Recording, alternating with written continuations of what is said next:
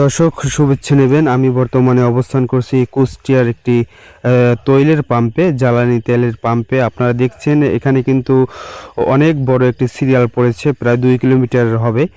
এখানে কিন্তু প্রায় 7 থেকে 8 শত মোটরসাইকেল কিন্তু এই লাইনে দাঁড়িয়েছেন।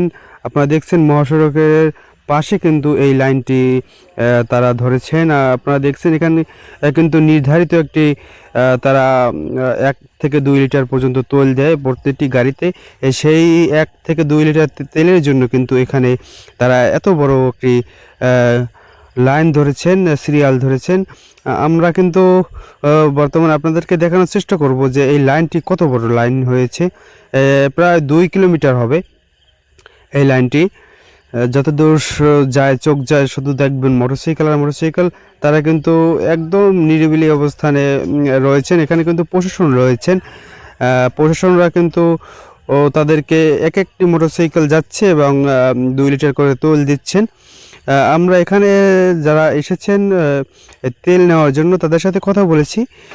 কথা বলে যে বিষয়টি জানতে পেরেছি যে তারা কিন্তু বিভিন্ন কাজে নিয়োজিত। এই মোটরসাইকেল ছাড়া কিন্তু তাদের চলার কোনো উপায় নেই।